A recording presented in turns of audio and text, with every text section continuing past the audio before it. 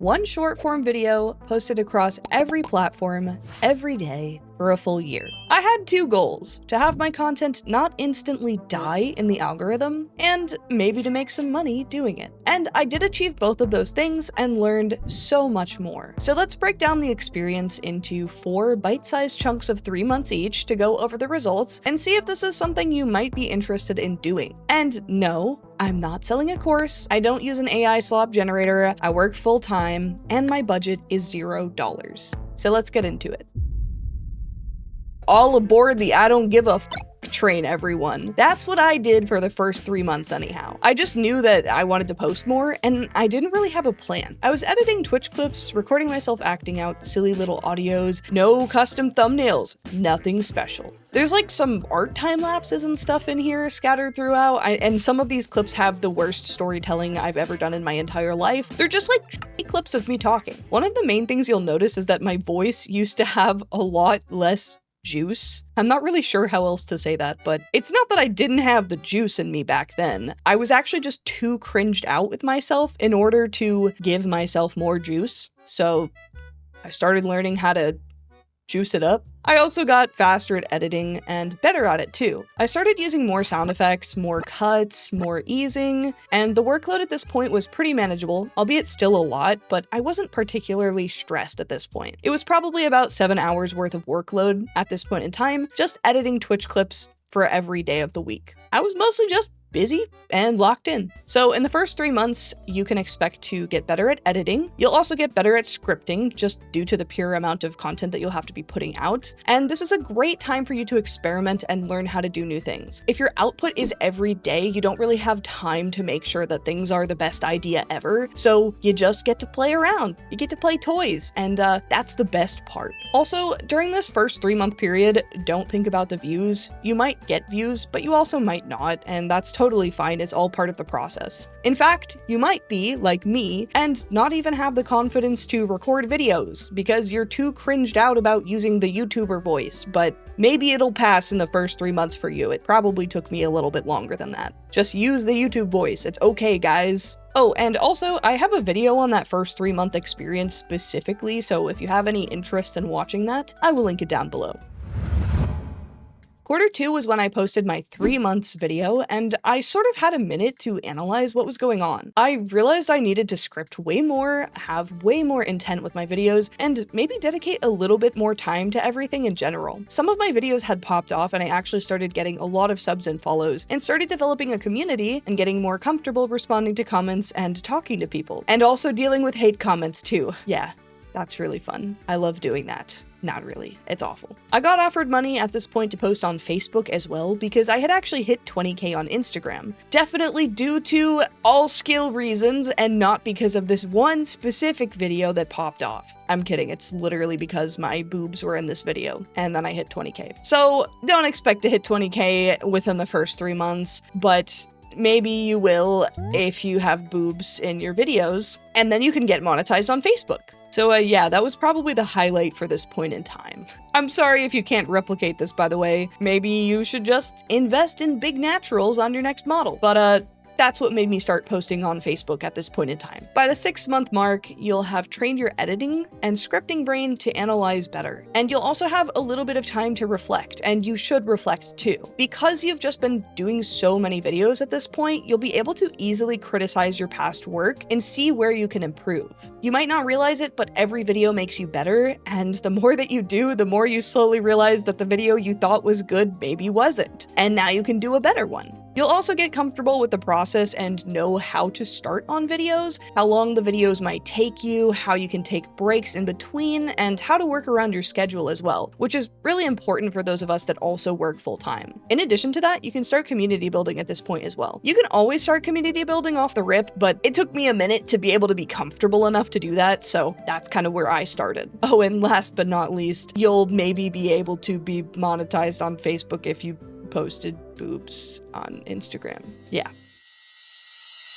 Q3 for me was when I personally decided to niche down. I realized people really enjoyed the tutorial content that I was making, and I love being an educator after all, so I started focusing more on that. I had some videos start to get enough traction to get monetized on YouTube as well, and then I also got monetized on TikTok. I signed my partnership with Elgato at this point, so a ton was happening for me, and obviously not everyone's going to reach monetization at the 9-month mark. Some people are going to hit that way earlier, and some people it'll take a little bit longer. So I just wanted to give you guys a little bit of background information. I have been doing content creation in some form or another since 2019, and I've been editing dumb little videos, maybe not seriously, but I have been editing videos since I was a kid. So I do have that experience to help me out, and if you don't have that, might be a little bit harder for you. I also really started focusing on branding at this point. So I was adding red and black as well as beige to all of my thumbnails and my socials, and that includes things like my banner on YouTube.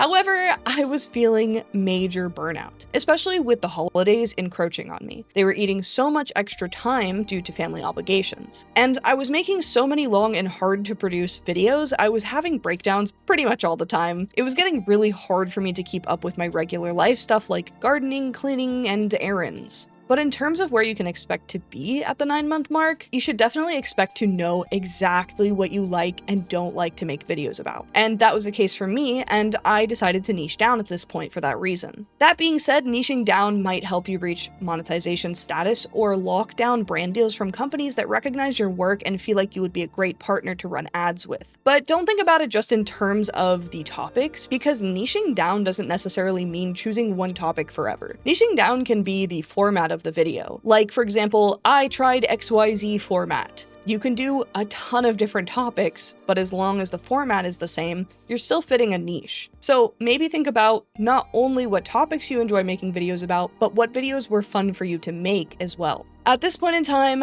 you might, as I did, start to feel a ton of pressure and strain on yourself, but that is kind of a good thing because it will help you recognize what things you can't ignore in your life. You'll realize that you get faster at everything, but also better. It actually doesn't take any less time to make a video than it did before. In fact, it might take more, albeit higher quality. Don't expect to be working any faster. The last 3 months were pretty grueling, I'll be honest. I was actually trying to keep up with preparation for returning to streaming while constantly trying to find new things to talk about. And at this point in time, I was spending somewhere between 20, 30, maybe even 40 plus hours a week creating things and researching things. You have to understand that tutorial content requires me to actually play around with the tool that I'm going to be covering, set it up, make sure there's no bugs, and then make sure that I can explain it to you guys in an easily digestible way. And it's very, very time consuming. That being said though, I did feel pretty confident about myself and my videos at this point, so I started feeling like posting every day was maybe not even a necessity anymore, but I did want to finish things out regardless. I was pretty behind with some life stuff, and not in like a detrimental way, but more of like a the house would be clean, but I'd only vacuum and not mop kind of way. Or I cleaned the bathroom, but I did not scrub that f***ing tub type of stuff. My partner did pick up a lot of the slack with this stuff, and I really appreciate him helping me out, so it would definitely have been harder for me if I didn't have a great support system. In terms of my content though, my thumbnails started to get pretty clean looking, my titles were getting better, and my writing and acting seems pretty solid at this point. Right, guys? Do you think I'm a good presenter, guys? I have a process for editing now, and I'm faster at editing, although, like I said before, being faster at editing kind of just means you have more time to make things look better, which means you're actually spending the same amount of time as you were before, except you're putting out better quality content, but you're not really saving time, so it's a good and bad thing, I guess. But overall, my videos keep attention decently well now, especially compared to before. I mean, it's night and day in terms of editing, presentation, and storytelling. So after a whole year of posting, I can pretty much bring any video vision to life, and I can confidently script for that video and read out that script with some form of acting and feel great about it. My branding and thumbnail styles are also pretty recognizable at this point. I feel like I do a decent job with that. Probably, I hope. I also do get enough supplementary income to feel comfortable, though I'm not full-time right now, and I probably have to be in the next coming months because I am getting laid off from my job, so yeah, everything's fine, everything's fine. But most importantly, I do know my burnout threshold so well now. I mean, I'm really f***ing good at picking out when I'm gonna have a hard time and when I won't, because I push myself through the absolute best and worst for an entire year. So naturally, I just understand how my stress levels, my hormones, my everything work. But why would I even put myself through this if I had that many highs and lows? Well, because I like making stuff. And ultimately, as weirdly spiritual as this sounds, there are people like me who are on Earth and we need to make stuff. It actively hurts you if you stop making stuff. And the problem is this little thing called capitalism. And capitalism says, if you make stuff and it can't be monetized, you don't get to eat. So my goal, which seems so vain, was just to have people look at my stuff at all, have people see me at all, so that maybe if I have the opportunity to monetize what I'm making, that the right people can see it and engage with it and buy it and watch it, and I can make a living doing this because I actually like doing it, so that maybe when I talk about something in a video, the right people watch that video, and then I make money from that video, so that I can keep making. Because remember, I need to make stuff to live. So if you're also a person that needs to make stuff to live, and I don't mean just live as in afford to buy food and pay for a place to exist, but I mean like you need to make stuff to live, to feel fulfilled, to feel like yourself, then hopefully this video is insightful to you. Time for the actual nitty-gritty stuff, except I don't want this video to be extremely long, so let's just speedrun it. First up, what the fuck did I even make? Everything.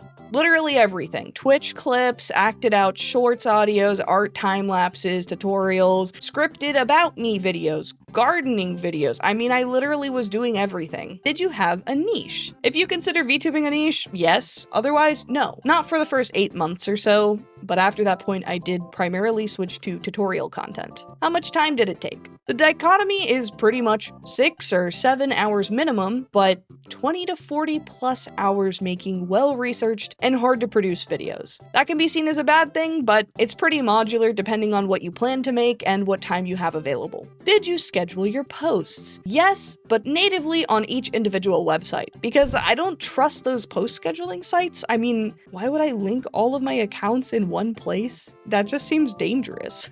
Right? When do you post? I post at 10 a.m. EST. Why? Because 10 a.m. EST looks like a nice number. And also because most people in my time zone are awake by then. How much did it cost? $0, brother. I have no money. Did you use generative AI? I have a functional brain, and I also care about the environment, and I also care about marginalized groups. So, no, I don't use AI. I'm very against generative AI. Can the bubble pop already? But what was the outcome of it all? Well, my accounts kind of blew up. I mean, it's great and all, but what that means is far more important than just viewing this as numbers, obviously. These are people that saw what I made and thought it was cool or helpful enough for them to want to engage with me. People that I now love engaging with because they care about the same stuff that I do. I mean, my community is made up of creative people who care about art, tech, and being nice. That's pretty awesome. So it feels really great to connect with like-minded people. I'm monetized in these places now, so I do make money doing this, and it wouldn't be possible without all the love and support I've received. And of course, without tricking the algorithm into letting these lovely people see what I make at all, by simply posting so much. Maybe I can do a breakdown of the money stuff at some point if you're interested in that, so comment down below if you want to see it. So, was it worth it? Yes and no. I say no only because it's brutal. You will probably have breakdowns from stress and the workload, not having the bandwidth for everything else in your life, and it can just feel impossible to push through at times. I recommend that if you do this, you need a good support system in place, and you need to know how to make a shitpost or two just to give yourself a break while still holding yourself yourself accountable. If you have any funding at all, hire that editor, baby, because it's rough doing this by yourself. But on the other hand, I say yes because it works. You will come out of the other side being a new version of yourself, and it will absolutely help jumpstart monetization or even just help you get better as a content creator. So if you do it, I wish you the best of luck, and maybe watch my Q&A video on the process if you want more information than what's available in this 10 or 15 minute, 20 minute, however long this video ends up being video. So I will see you guys in the next one. Bye.